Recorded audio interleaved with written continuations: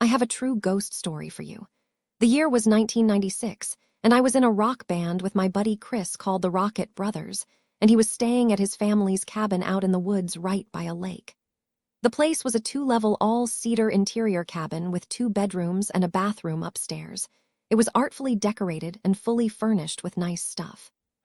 The cabin was called Duck Down because the ceilings were quite low, but the view outside the main picture window of the lake was right out of the Golden Pond movie.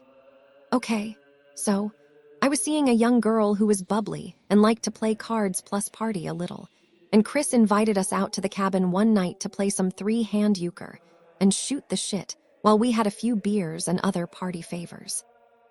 As the night wore on, my girlfriend was getting pretty tipsy, so Chris said we could spend the night up in the spare bedroom, the larger bedroom he used, but he said he was going to make a fire in the fireplace that was in the living room and crash in his sleeping bag, which was already there when we got to his place. I was fine with driving home, for it was only a 20 to 25-minute drive, and besides, it was close to 3 a.m., so I wasn't worried about cops. My girlfriend was adamant about us staying overnight, so we decided to stay. We said our goodnights and went upstairs via the tiny stairway and found our room to the left. Chris was already snoring downstairs before we even got into bed because we could hear him through the thin cabin floorboards. My girlfriend and I were talking in low voices so we wouldn't wake Chris up. He had put in a full day at work and had to work somewhat early that morning. We started to giggle because the bed was so small we barely fit our intoxicated butts on it. We were having a tug of war with the tiny blanket because it was below 50 degrees up there. No wonder Chris chose to sleep by the fire. After some fun situating, my girlfriend and I finally got comfy and personal.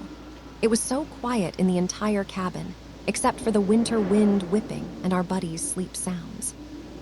We were finally alone, face to face, body to body, all warm and fuzzy-like.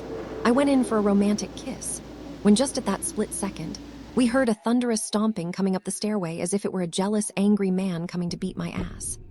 I wasn't having it, so I grabbed the little blanket and covered my privates, frightened by the sound and excited by what might happen next, when all of a sudden the clamor stopped, and all we could hear was Chris snoring loudly by this time.